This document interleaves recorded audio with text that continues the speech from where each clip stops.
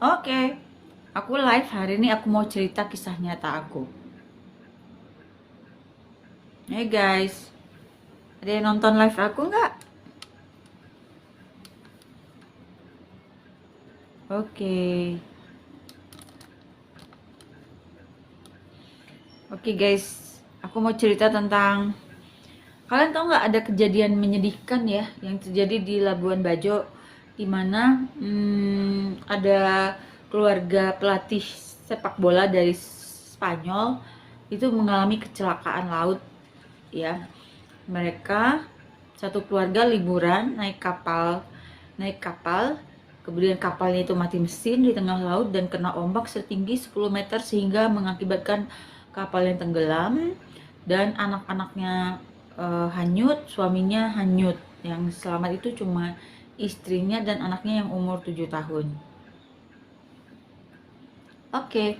Nah, aku mau cerita tentang pengalaman hidup aku sendiri berhubungan dengan kapal ya, dan juga kucing. Nah, karena ini aku punya kucing, jadi masih ada hubungannya sama kucing.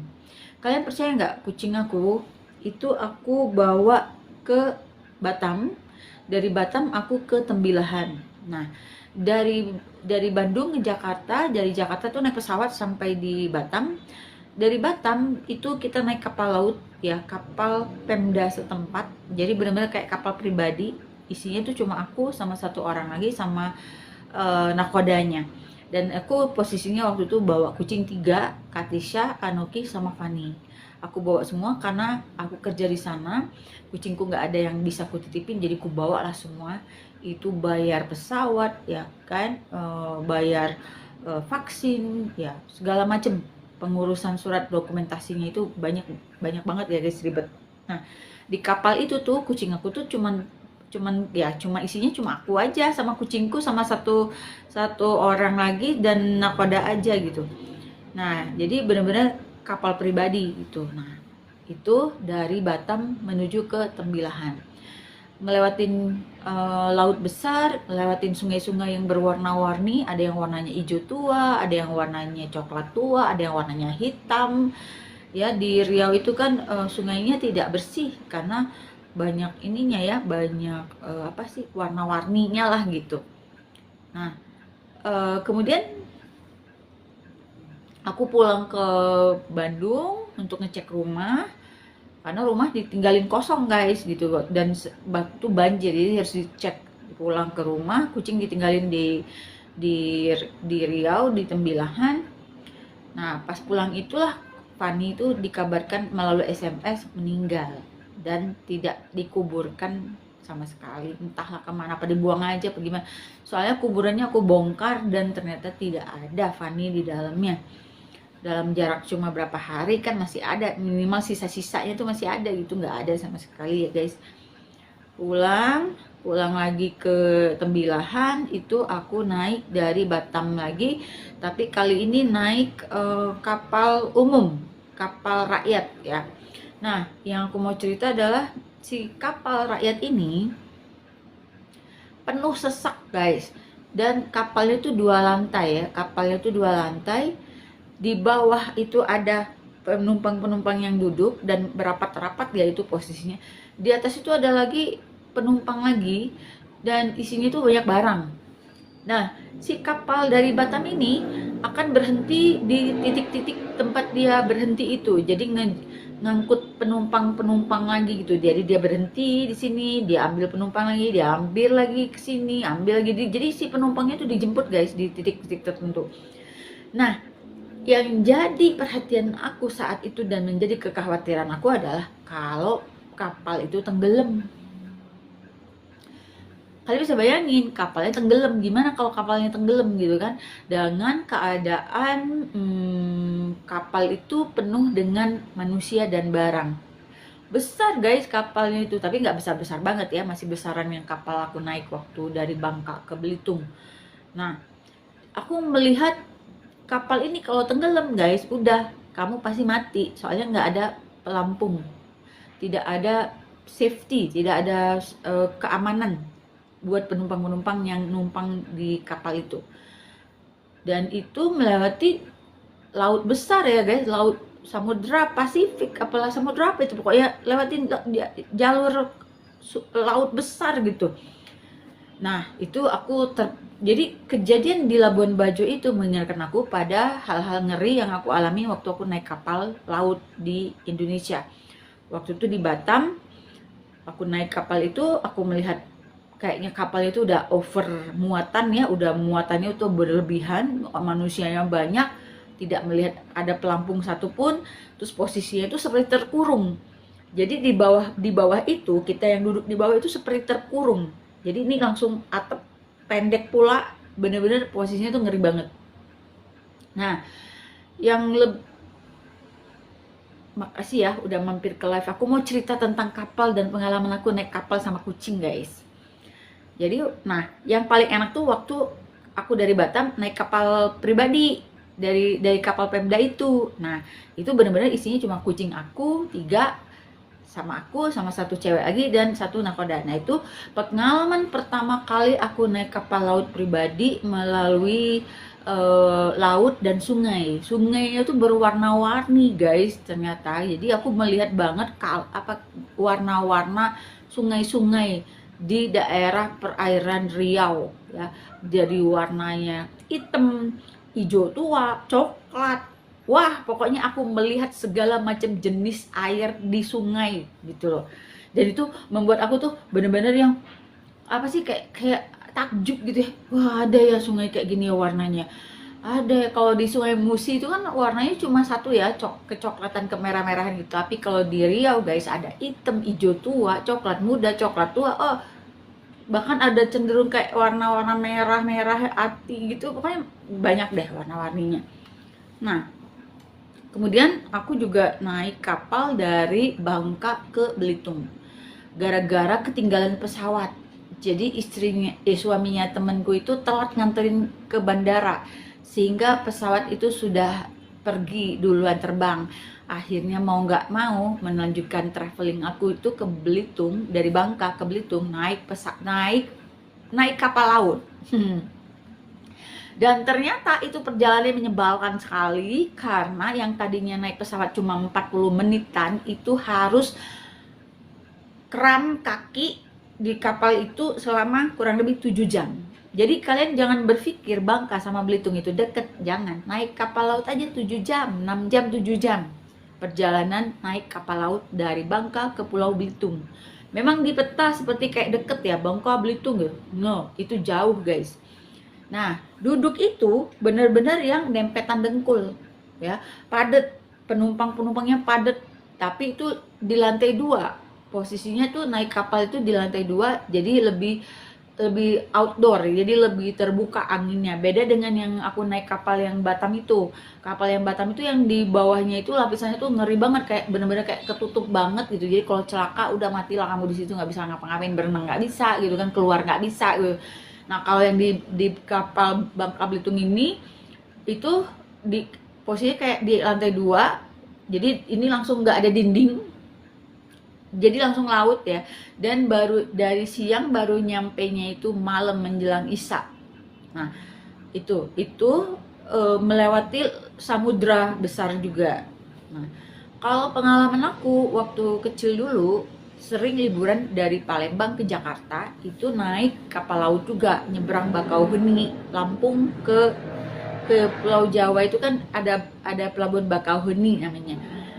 Nah, kapalnya itu besar. Kalau itu beda ya, itu kapalnya super besar ya, beda dengan yang aku sebutin yang Batam sama yang Pangkal Pinang itu. Nah, yang di Batam itu kapal itu malah dari kayu-kayu gitu loh, dinding-dindingnya masih kayu gitu kan. Nah, kalau yang di Pangkal Pinang itu yang menuju ke Belitung itu kapalnya lebih kecil dari Bakauheni, tapi udah berbentuk seperti kapal yang lebih besar lah gitu ya. Nah, kalau dulu waktu kecil itu, ya aku inget banget, itu kalau liburan ke Jakarta itu rame-rame kan, kami tuh satu keluarga liburan ke Jakarta. Itu pernah papa itu sewain kapal laut yang ada tempat tidurnya.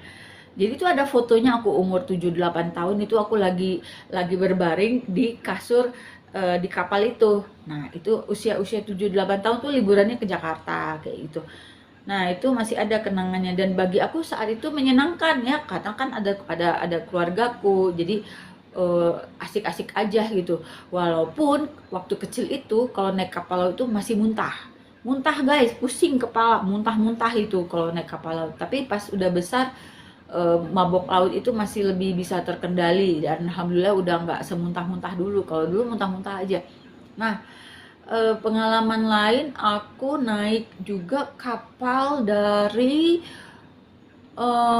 Waisai, Raja Ampat, Papua. Dari Waisai menuju dari mana ya? Dari saya lupa. Pokoknya saya menuju ke Pulau Waisai deh, itu harus naik naik ferry. Nah, naik ferry Belibis namanya. Nah, ini dia yang kalian harus tahu pengalaman aku.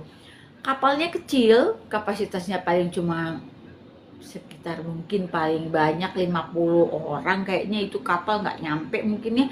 Tapi guys, di luar dugaan kapalnya bersih banget, elit, bersih banget. Kapal turis dari kok nggak salah dari Manokwari, nah dari Sorong apa ya, dari Sorong menuju ke WC itu harus naik kapal. Pokoknya ada naik kapalnya lah gitu waktu waktu liburan ke Raja Ampat itu. Dan itu bersih, aman, enak, nyaman. Itu kapal terbersih yang pernah aku naikin.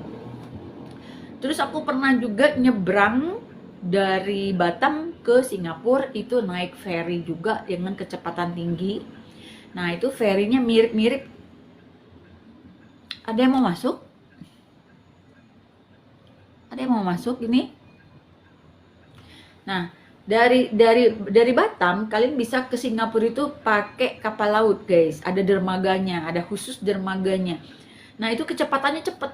Jadi si kapal itu cepet gitu.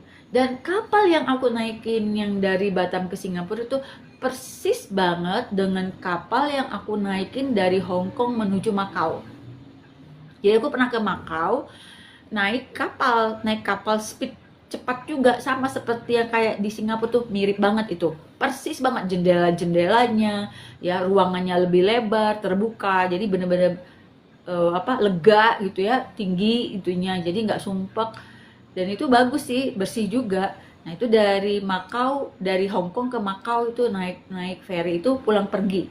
Kita cuma waktu itu aku sama keponakan aku berdua aja, kita ke Macau itu pergi hari, jadi pergi pagi, malamnya pulang gitu ke Hong Kong lagi. Jadi cuma pengen lihat Macau tuh kayak gimana sih, kota judi guys, itu seru banget. Nanti kapan-kapan aku cerita apa yang aku lihat di Macau ya.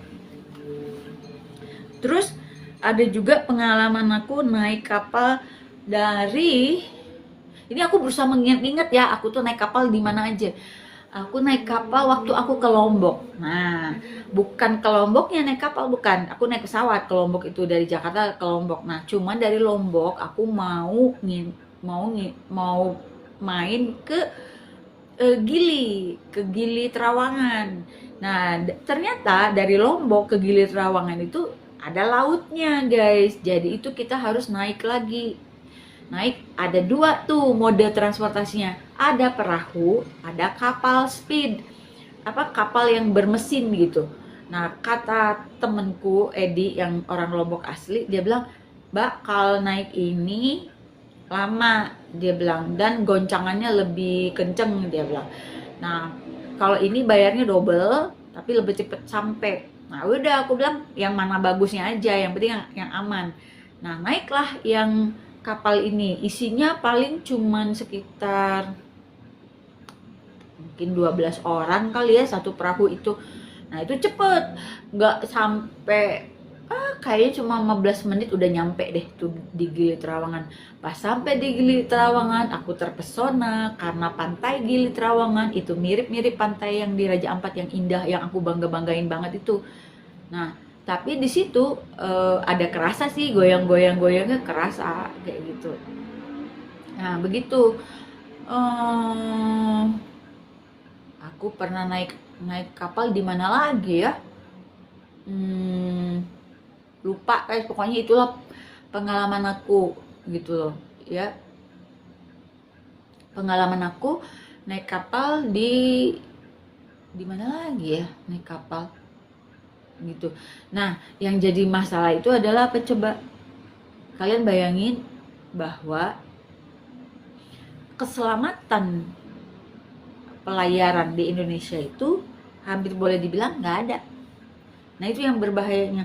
Jadi pada saat aku misalnya naik kapal yang di Batam, yang paling ngeri itu yang di Batam itu guys, aku merasa nih kalau mati tenggelam udah mati deh semua. Kenapa? Nggak bisa keluar. Orang perahunya aja kapalnya aja pendek, terus dua lantai tapi sumpek gitu, pasti nggak bisa keluar gitu loh. Nggak bisa kita mau keluar dari badan si kapalnya aja nggak bisa gitu. Jadi aku ngerasa oh iya, aku ingat kejadian. Waktu itu aku masih SMP, aku liburan ke Jakarta sama sepupuku. Kita lagi ngobrol-ngobrol di dek kapal. Ini kejadiannya di Bakauheni, di antara Lampung Sumatera, Sumatera Jawa ya. Jadi penyeberangan Bakauheni itu loh, yang selat itu kan. Nah, lagi ngobrol di dek. Nah, kapalnya bagus waktu itu. Kapal Bakauheninya bagus, bersih gitu. Nggak tahu aku kapal Nusantara lupa deh namanya. Pokoknya itu salah satu kapal Bakauheni yang paling bersih. Biasanya kan suka rada jorok-jorok, kumuh-kumuh gitu ya. Nah, pas lagi ngobrol tuh, lagi seneng-senengnya tuh ngeliatin laut, bunyi-bunyi laut. Kan udara laut itu enak ya kalau menurut aku ya. Aku suka tuh udara laut. Tapi kalau malam ngeliat laut tuh ngeri juga ya guys, kayak terhipnotis, bisa kamu nyebur juga. Tiba-tiba kita tuh kenalan tuh sama kru kapal. Jadi ada orang di kapal, kerja di kapal, terus dia ngajak kita ngobrol. Ya kita welcome aja, ngajak ngobrol. Tiba-tiba lagi ngobrol gitu, si cowok ini lari guys, lari, dia tiba-tiba lari, nggak tahu kenapa. Terus kita tuh ada kehebohan gitu di kapal itu, apa yang terjadi gitu. Ternyata guys, kalian mau tahu nggak, si cowok itu terjun ke laut karena ada penumpang yang terjun ke laut. Jadi dia nyelamatin orang itu. Si cowok ini pinter berenang.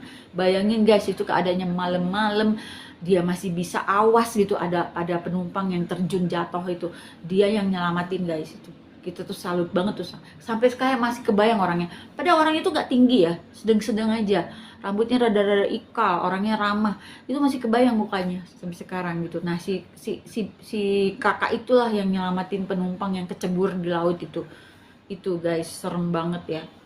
Gitu ceritanya. Jadi apa yang terjadi di Labuan Bajo itu menurut aku seharusnya nggak boleh terjadi ya.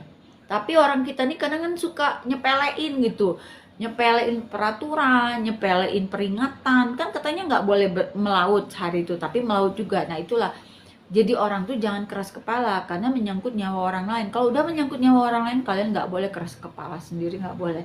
Karena akibatnya bisa fatal. Dan efek dari insiden ini ya, bukan cuma ke kamu, ya, bukan cuma ke orang yang bikin celakanya, tapi keseluruhan pariwisata se-Indonesia. Bukan yang di Labuan Bajo aja, se-Indonesia ini. Iya, satu lagi. Aku ingat, aku pernah naik kapal di Danau Toba.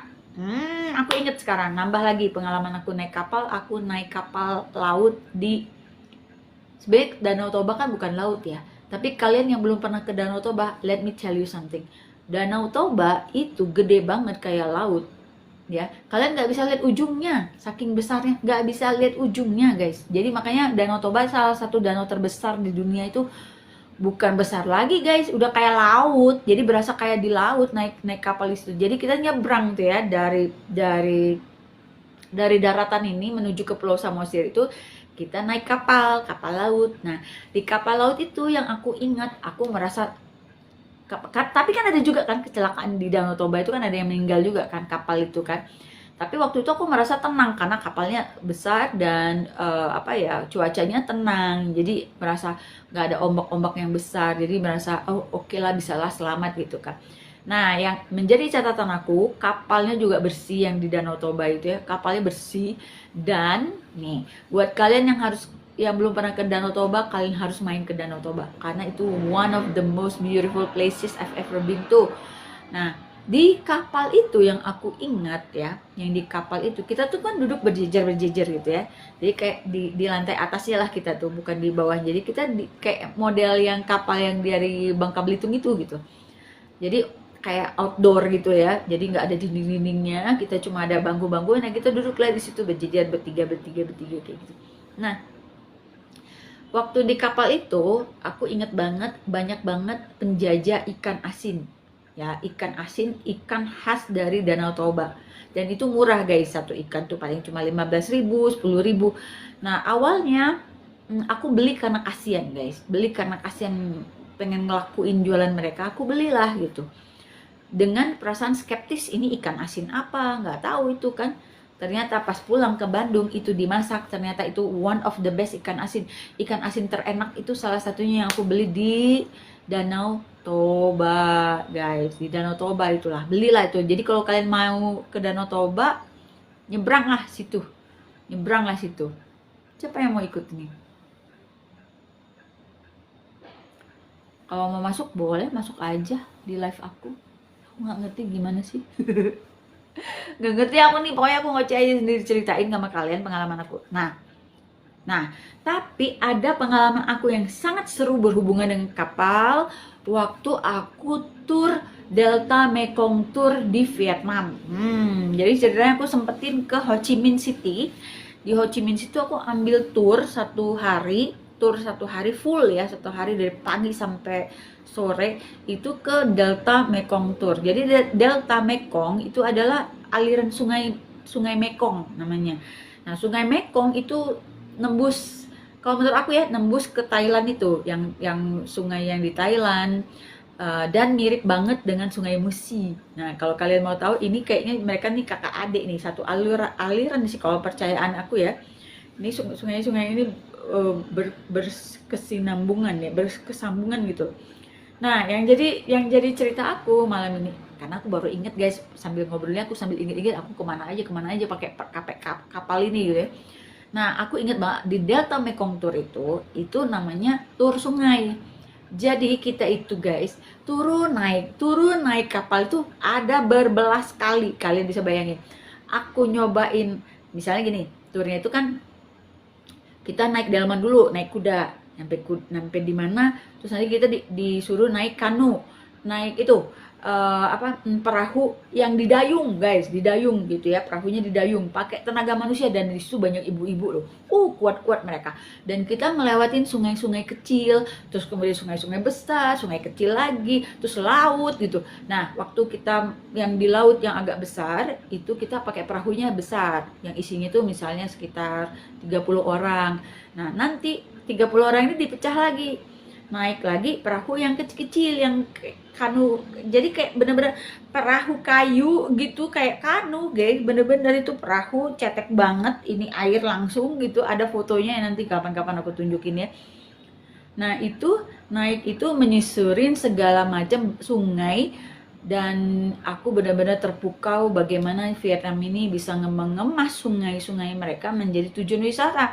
Sebenarnya kalau nggak ada tur Delta Mekong Tour itu, sebenarnya itu semua adalah boring guys, boring banget.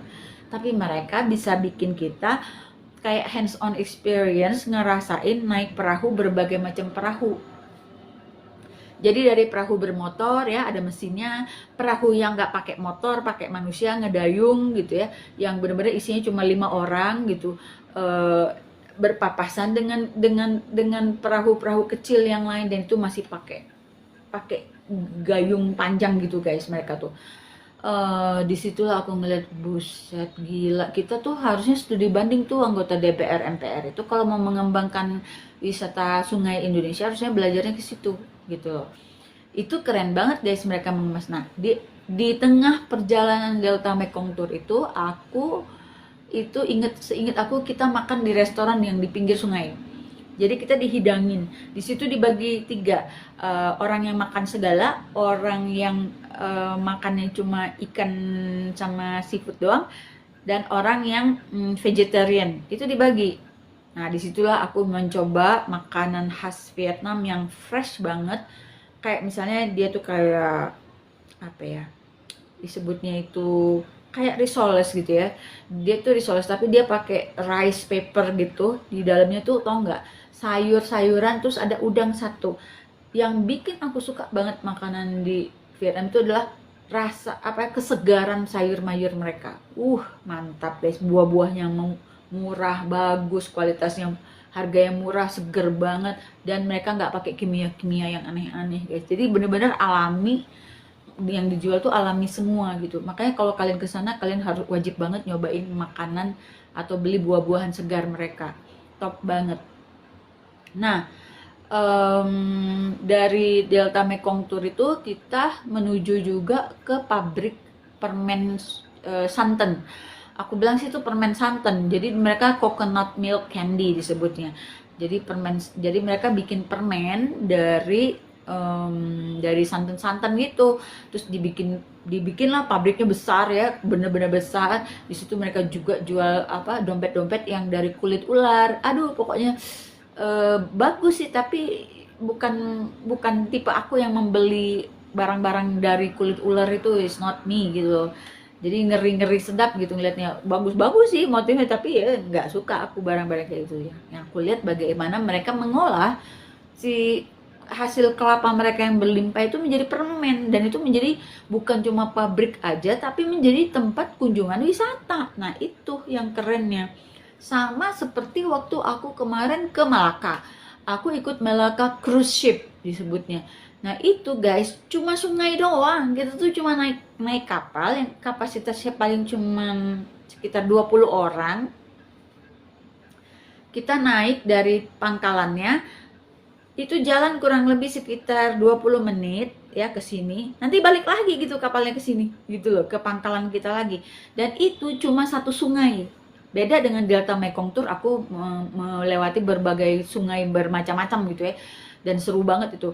Naik turun, kapal naik, kapal lagi, turun lagi. Wah, pokoknya seru deh guys, seru banget. Dan itu dibikin sama mereka tuh kapalnya tuh bermacam-macam, sungai yang dilewati juga bermacam. Jadi kayak ada perubahan apa yang kita lihat gitu.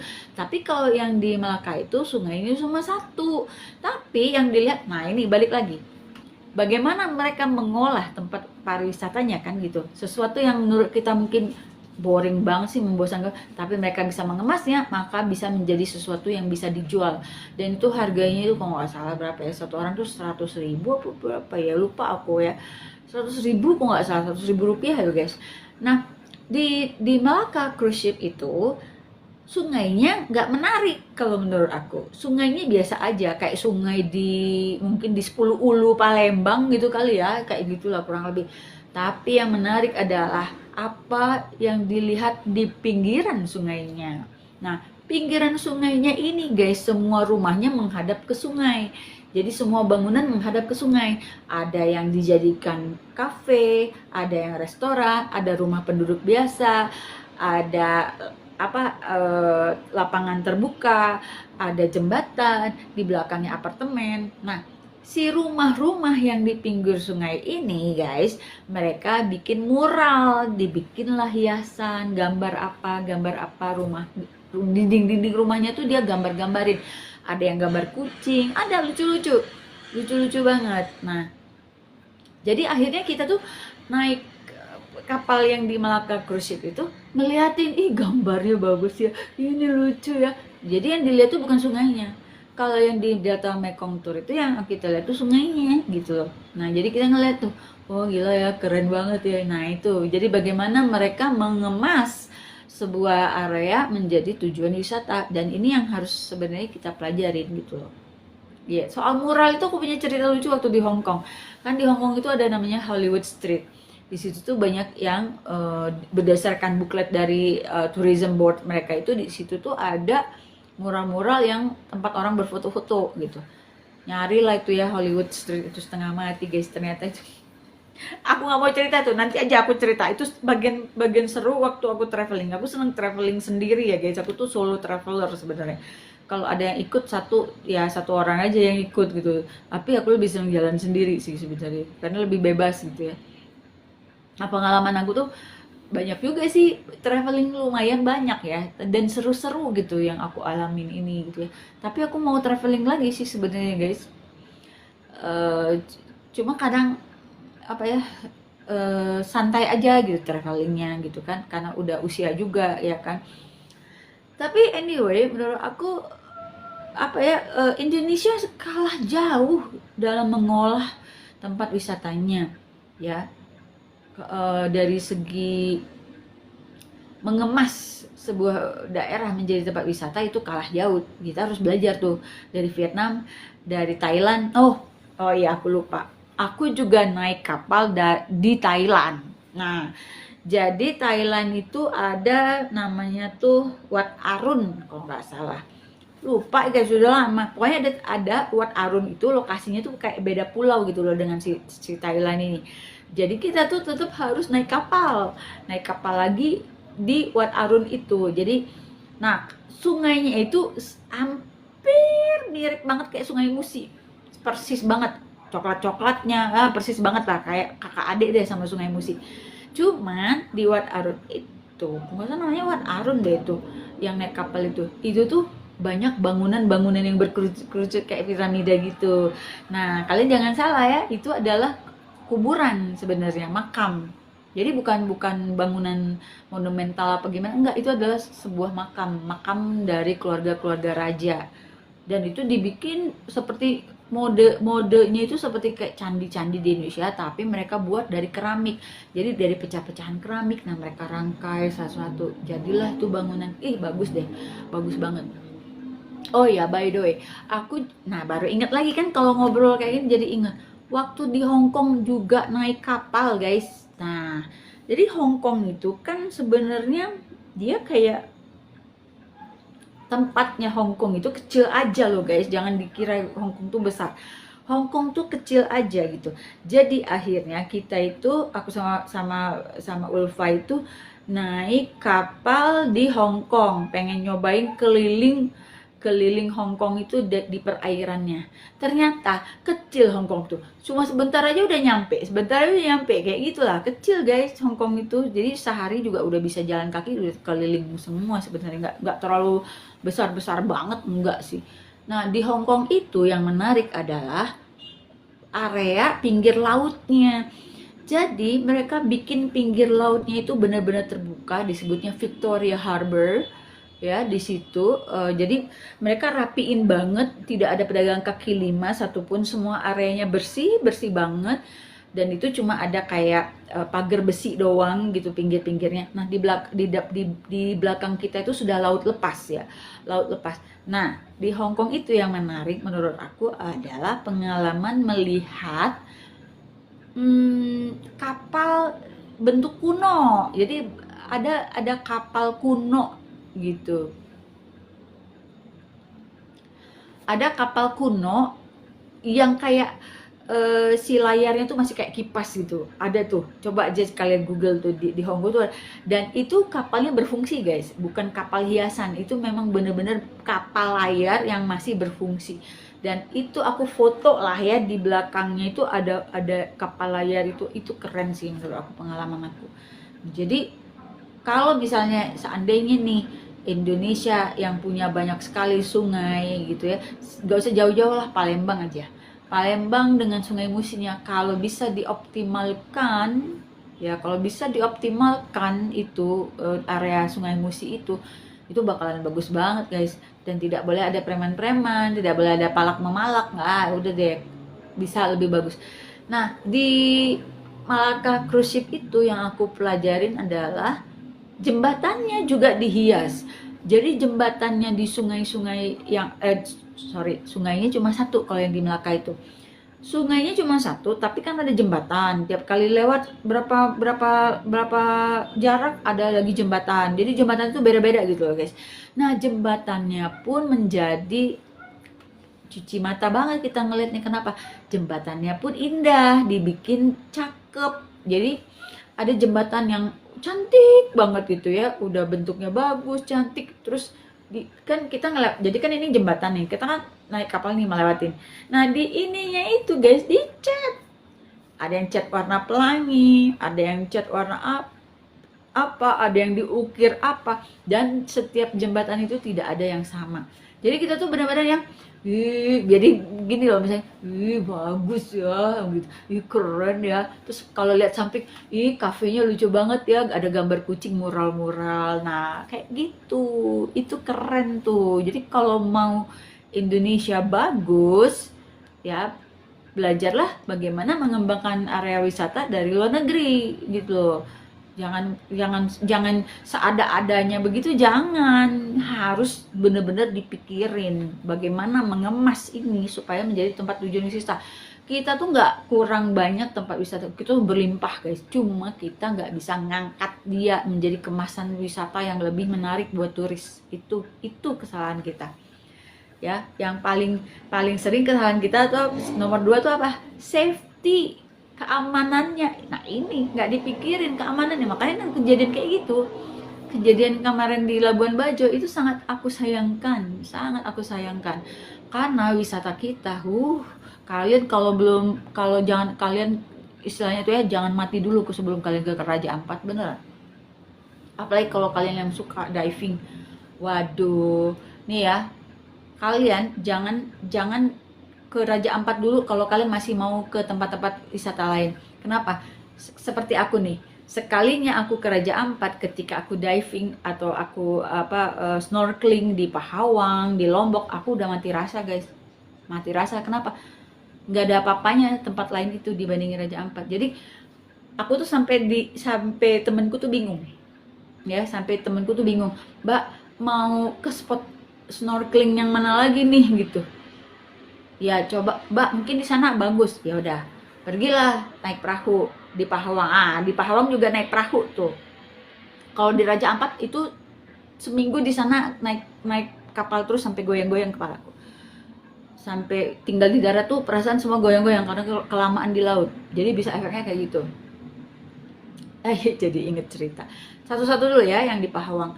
Yang di Pahawang itu kita tuh ke spot-spot snorkeling. Turun nih aku snorkeling ke bawah, nyempul ke air. Nah, terus aku ke atas lagi. Aku bilang nggak seru. Gue bilang apa yang dilihat? Nggak ada yang bagusnya. Gitu kan. Di Bangka juga, di Belitung juga kurang bagus ya guys, karena rusak alamnya. Yang kalau di Belitung itu banyak kerusakan, karang-karang laut itu banyak yang rusak. Terus bintang-bintang laut tuh dijadiin mainan gitu loh.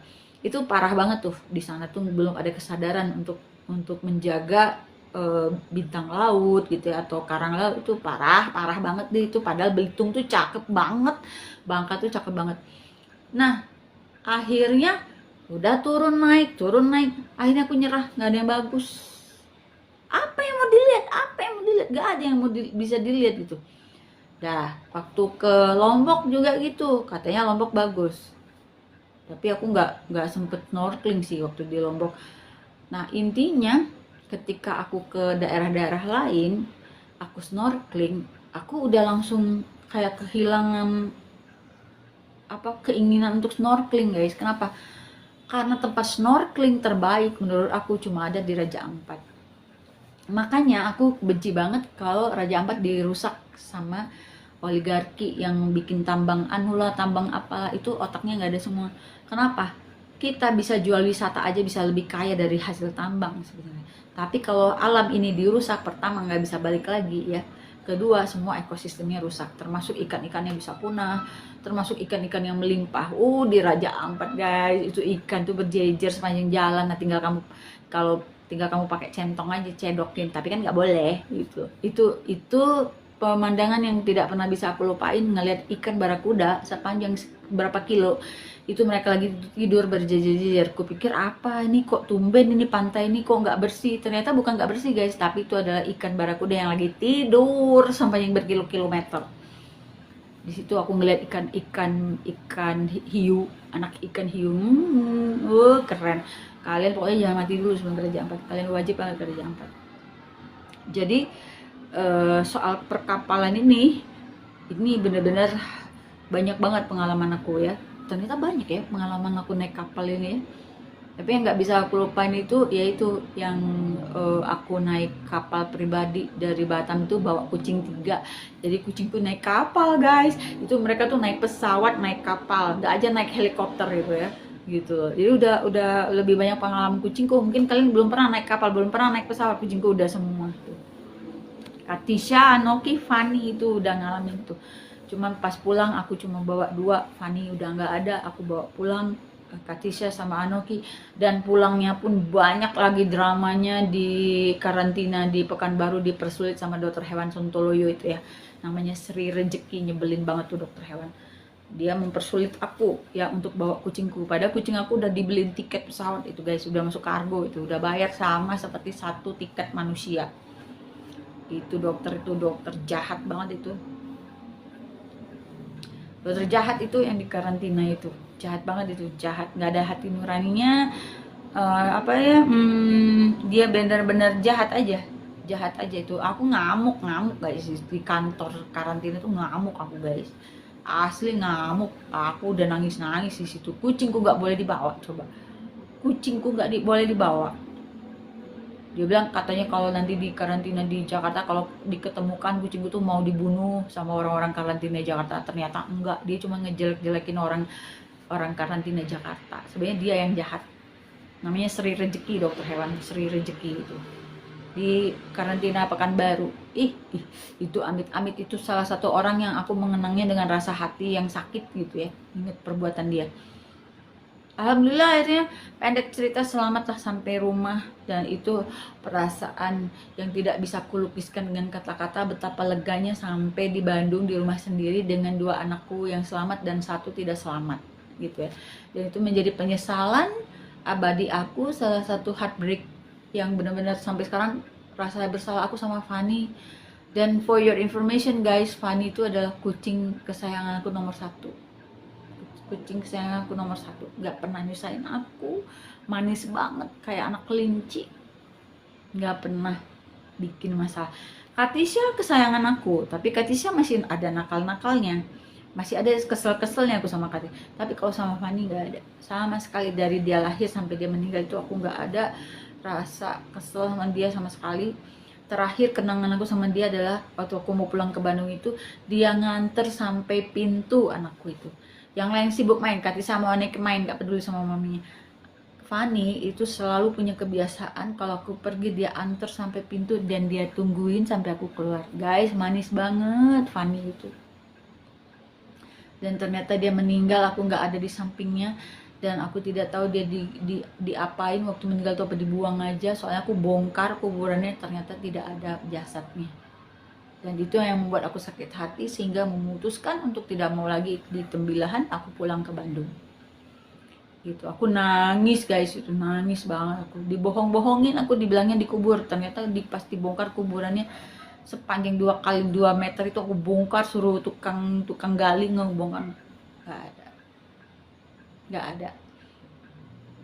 Yang tertinggal itu cuman sehelai kumis dia, ketinggalan 1 kumis dia. Itulah yang aku simpen, ku bawa, ku bener-bener ku simpen bener itu kumis sehelai itu guys.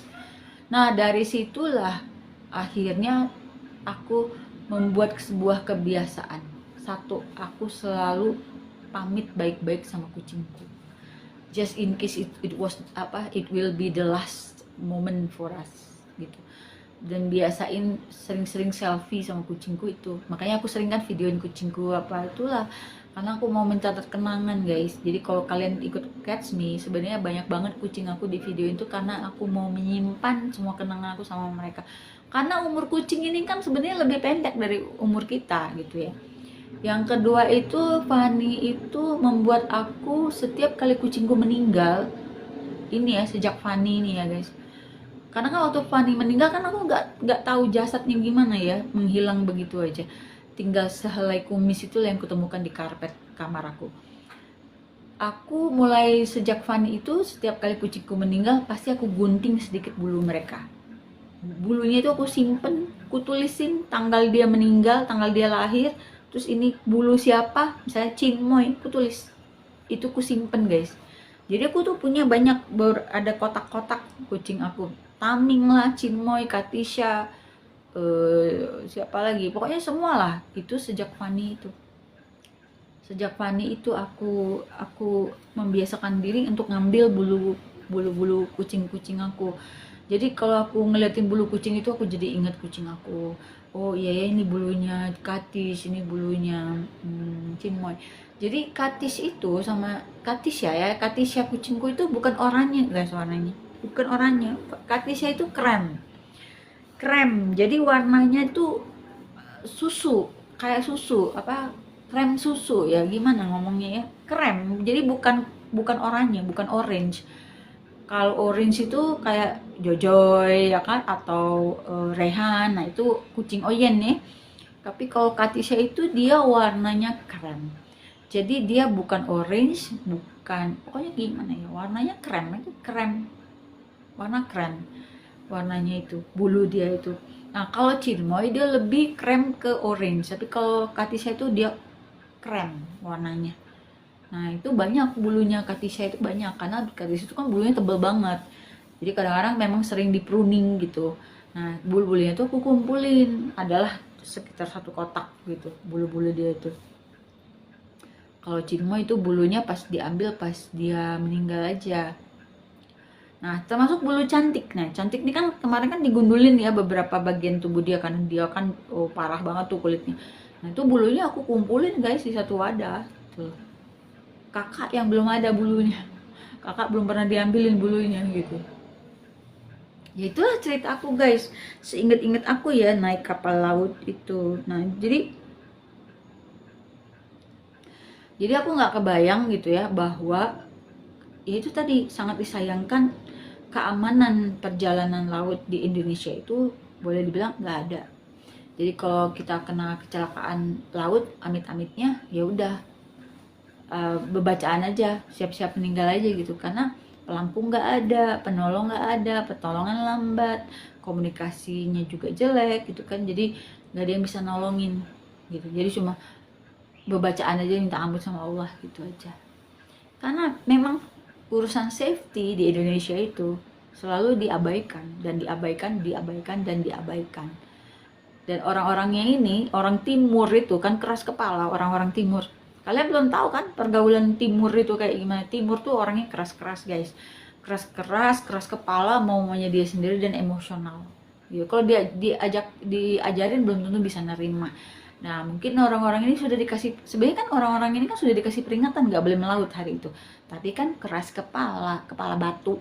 Akhirnya apa? Bikin orang lain celaka. Makanya rasain lah itu. NTT, belajarlah dari insiden itu. Gitu. Ya, karena insiden kayak gini bukan cuma akan merugikan NTT, tapi seluruh wilayah Indonesia rugi. Dan sumber income kita dari pariwisata bisa juga turun. Udah pasti nyawa kan nggak ada yang jual ya di toko gitu, makanya berhati-hatilah soal nyawa, karena Tuhan nggak jual nyawanya di toko, termasuk nyawa manusia dan termasuk nyawa kucing. Kan dokter hewan kalau sembarang memperlakukan pengobatannya, kucingnya mati, itu dia tanggung jawab, akan dihisap nanti di akhirat itu gitu loh guys. Kayaknya that's all ya for today. Cerita aku udah banyak banget. Ingat aku apalagi aku naik apa lagi ya, di kapal di mana lagi ya, oh di Riau aku naik kapal juga guys. Itu lucu banget. Jadi ceritanya aku berteman dekat dengan Pak Kadis, sorry Pak Dian tuh waktu itu jabatan Sekda. Jadi Pak Dian tuh nih salah satu murid aku Sekda di Tembilahan.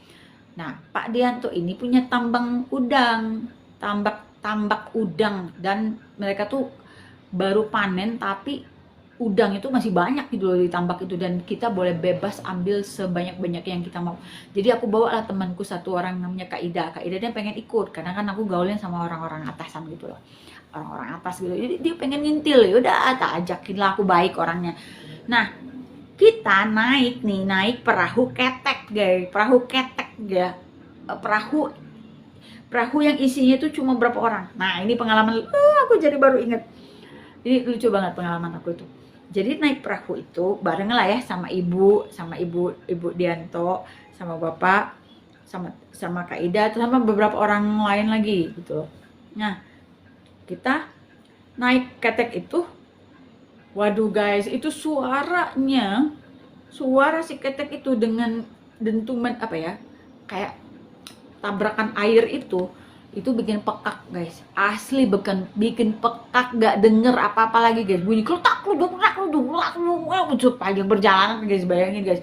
Itu akhirnya sampai di terpal, jadi kita tuh di bawah terpal guys, di bawah terpal gitu, gitu. Pokoknya akhirnya sampailah di perairan yang menuju ke tambak itu guys. Bayangin guys, kayak film Harrison Ford itu ya. Nah, jadi benar-benar kayak entah ada di mana aku waktu itu guys, benar-benar masuk sungai, nggak ada orang guys, sungai itu guys, sebelah tuh rawa-rawa kayak gitu sungai.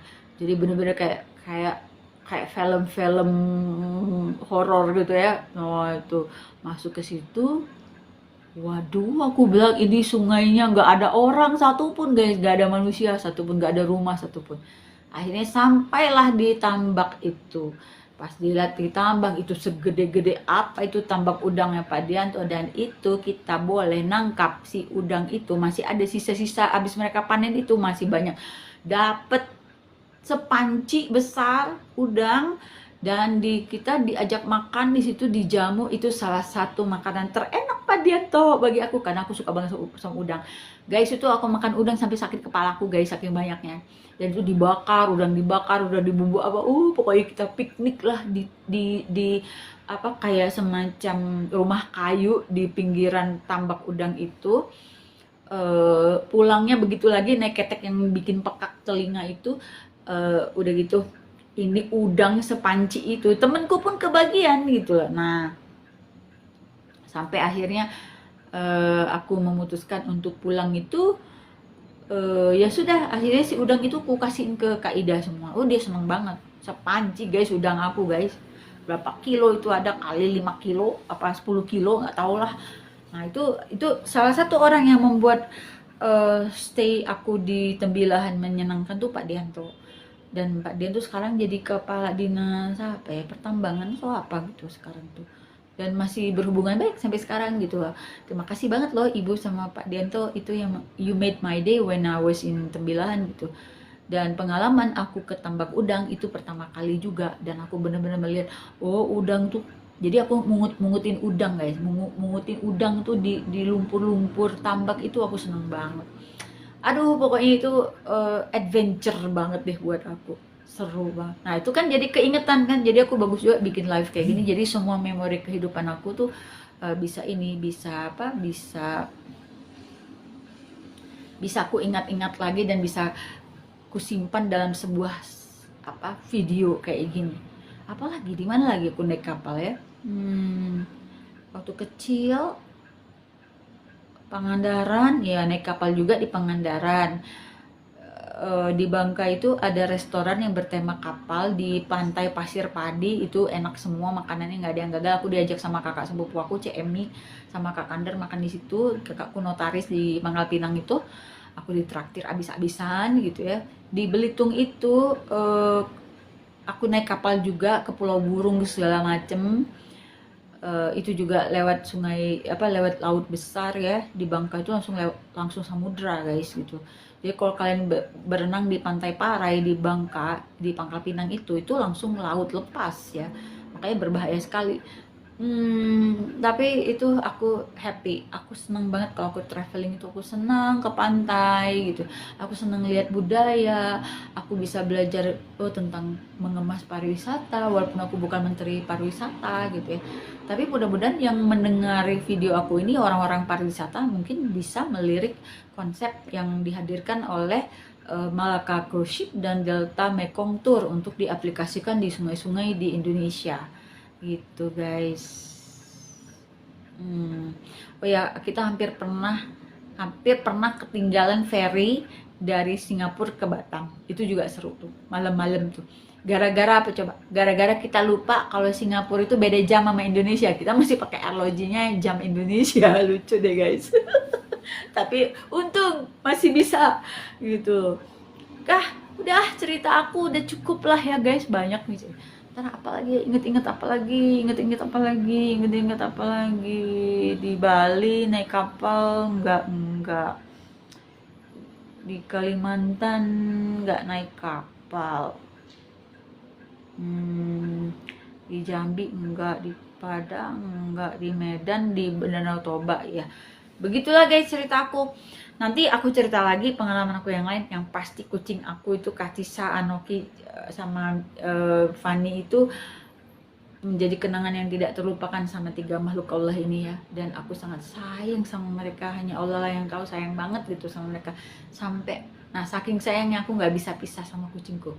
It takes what it takes. Kalau perlu dibawa, naik pesawat, naik kapal, naik mobil, terserah. Pokoknya mereka harus ada bersamaku. Gitu guys, terima kasih udah dengerin cerita aku kali ini ya. Wassalamualaikum warahmatullahi wabarakatuh.